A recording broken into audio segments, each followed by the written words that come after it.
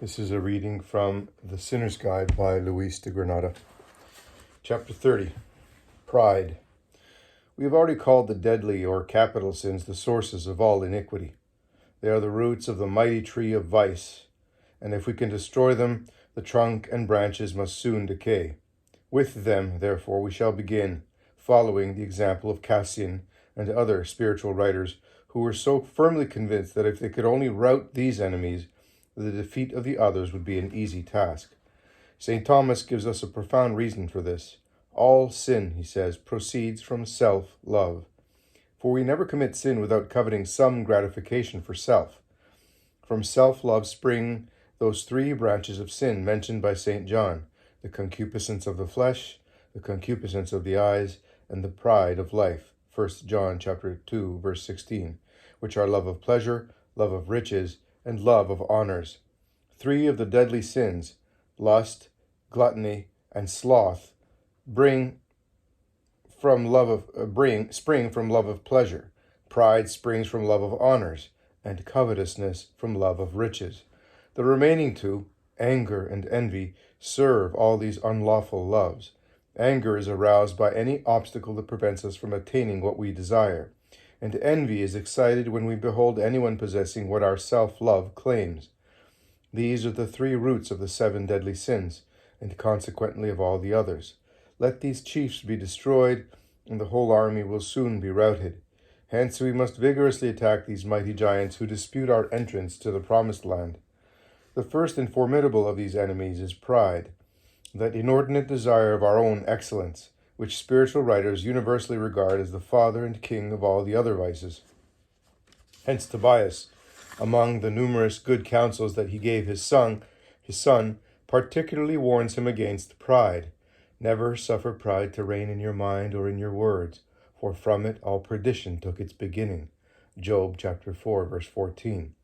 Whenever, therefore, you are attacked by this vice, which may justly be called a pestilence, defend yourself with the following considerations. General remedies. First, reflect on the terrible punishment that the angels brought upon themselves by one sin of pride. They were instantly cast from heaven into the lowest depths of hell.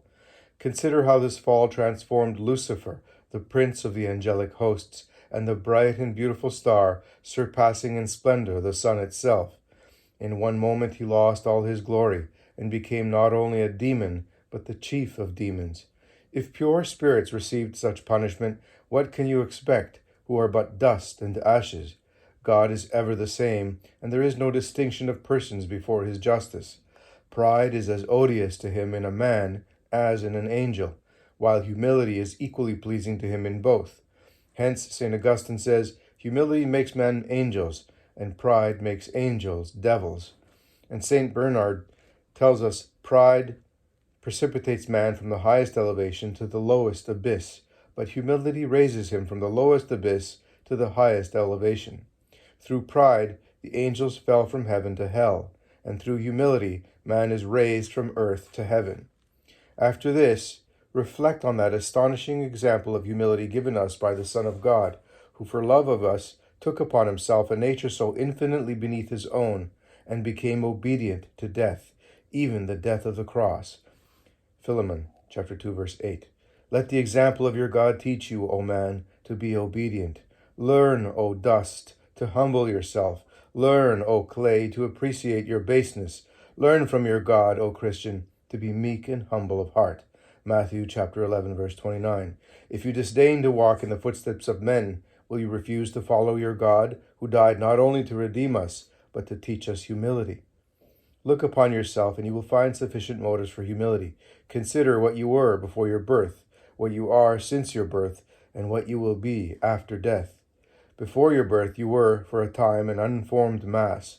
Now a fair but false exterior covers what is doomed to corruption, and in a little while you will be the food of worms.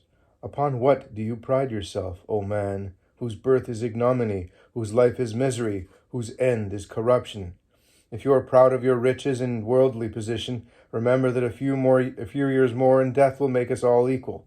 We are all equal at birth with regard to our natural condition, and as to the necessity of dying, we shall all be equal at death. with this important exception, that those who possessed most during life will have most to account for in the day of reckoning. Examine, says St. Chrysostom, the graves of the rich and powerful of the world, and find, if you can, some trace of the luxury with which they lived, of the pleasures they so eagerly sought and so abundantly enjoyed. What remains of their magnificent retinues and costly adornments?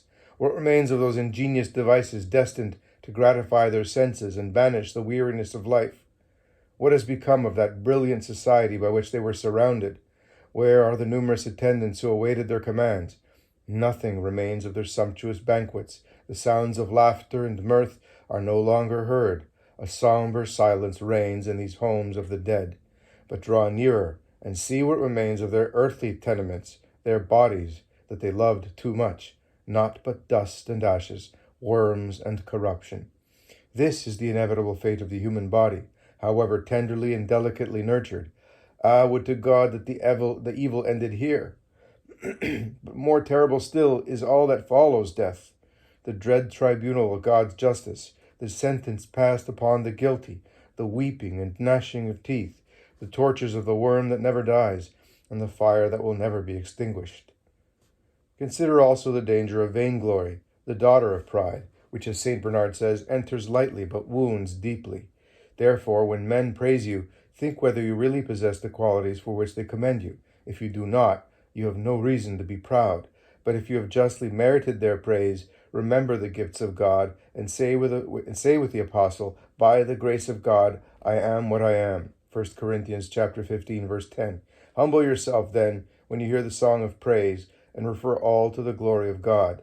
Thus you will render yourself not unworthy of what he bestows upon you, for it is incontestable that the respect men pay you and the good for which they honor you are due to God.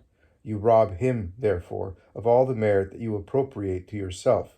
Can any servant be more unfaithful than one who steals his master's glory? Consider, however, how unreasonable it is to rate your merit by the inconstant opinion of men, who today are for you and tomorrow against you, who today honor you and tomorrow revile you. If your merit rests upon so slight a foundation, at one time you will be great, at another base, and again nothing at all, according to the capricious variations of the minds of men. Oh, no, do not rely upon the vain commendation of others, but upon what you really know of yourself. Though men extol you to the skies, listen to the warnings of your conscience, and accept the testimony of this intimate friend, rather than the blind opinion of those who can judge you only from a distance and by what they hear. Make no account of the judgment of men, but commit your glory to the care of God, whose wisdom will preserve it for you, and whose fidelity will restore it to you in the sight of angels and men. Be mindful also, O ambitious man, of the dangers to which you expose yourself by seeking to command others. How can you command when you have not yet learned to obey? How can you take upon yourself the care of others when you can hardly account for yourself? Consider what a risk you incur by adding to your own sins those of persons subject to your authority. Holy Scripture tells us that they who govern will be severely judged, and that the mighty shall be mightily tormented. See Wisdom chapter 6, verse 6. Who can express the cares and troubles of one who is placed over many?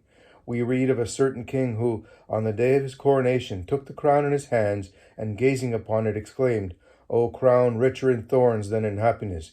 Did one truly know you, he would not stoop to pick you up, even if he found you lying at his feet." Again, O proud man, I would ask you to remember that your pride is displeasing to all. To God, who resists the proud and gives his grace to the humble, see James chapter 4, verse 6, to the humble, who hold in horror all that savors of arrogance, and to the proud themselves, who naturally hate all who claim to be greater than they. Nor will you be pleasing to yourself, for if it ever be given to you in this world to enter into yourself and recognize the vanity and folly of your life, you will certainly be ashamed of your littleness. And if you do not correct it here, still less satisfaction will it afford you in the next world, where it will bring upon you eternal torments. St. Bernard tells us that if we truly knew our hearts, we would be displeasing to ourselves, which alone would make us pleasing to God. But because we do not know ourselves, we are inflated with pride, and therefore hateful in his sight.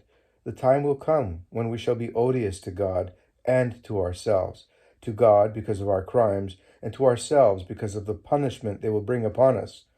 Our pride pleases the devil only. For as it was pride that changed him from a pure and beautiful angel into a spirit of malice and deformity, he rejoices to find this evil reducing others to this unhappy state. Another consideration that will help you acquire humility is the thought of the little you have done purely for God.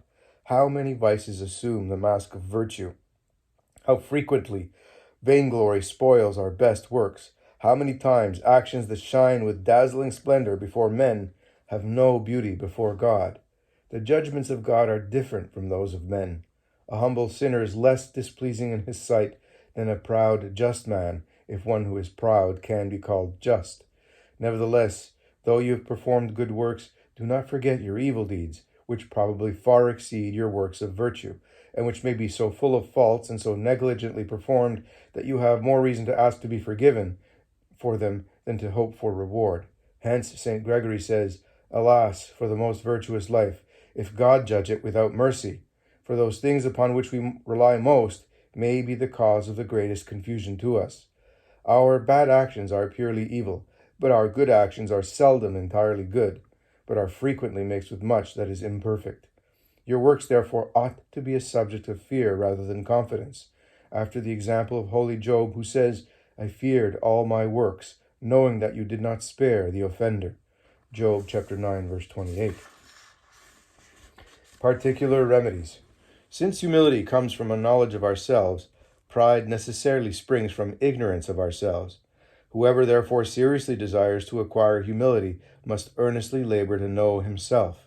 How, in fact, can he be otherwise than humbled, who, looking into his heart with the light of truth, finds himself filled with sins, defiled with the stains of sinful pleasures, the sport of 1,000 errors, fears, and caprices, the victim of innumerable anxieties and petty cares, oppressed by the weight of a mortal body, so forward in evil and so backward in good?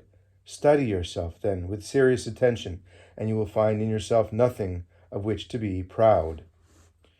But there are some who, though humbled at the sight of their failings, are nevertheless excited to pride when they examine the lives of others, whom they consider less virtuous than themselves. Those who yield to this illusion ought to reflect, though they may excel their neighbors in some virtues, that in others they are inferior to them. Beware, then, that you do not esteem yourself and despise your neighbor, because you are more abstemious and industrious, when he is probably much more humble, more patient, and more charitable than you. Let your principal labor, therefore, be to discover what you lack, and not what you possess. Study the virtues that adorn the soul of your neighbor, rather than those with which you think yourself endowed. You will thus keep yourself in sentiments of humility, and increase in your soul a desire for perfection. But if you keep your eyes fixed on the virtues, real or imaginary, which you possess, and regard in others only their failings, you will naturally prefer yourself to them, and thus you will become satisfied with your condition and cease to make any efforts to advance. If you find yourself inclined to take pride in a good action, carefully watch the feelings of your heart, bearing in mind that this satisfaction and vainglory will destroy all the merit of your labor. Attribute no good to yourself, but refer everything to God. Repress all suggestions of pride with the beautiful words of the great apostle. What have you that you have not received? And if you have received, why do you glory as if you had not received it? 1 Corinthians chapter 4, verse 7. When your good works are practices of supererogation or perfection, unless your position requires you to give an example, do not let your right hand know what your left hand does, for vainglory is more easily excited by good works done in public. When you feel sentiments of vanity or pride rising in your hearts, hasten to apply a remedy immediately. One that is most efficacious consists in recalling to mind all your sins, particularly the most shameful. Like a wise physician, you will thus counteract the effect of one poison by another. Imitate the peacock, and when you feel yourself inflated with pride, turn your eyes upon your greatest deformity, and your vanity will soon fall to the ground. The greater your position, the greater should be your humility, for there is not much merit in being humble in poverty and obscurity. If you know how to preserve humility in the midst of honors and dignities, you will acquire real merit and virtue, for humility in the midst of greatness is the grandest accompaniment of honors.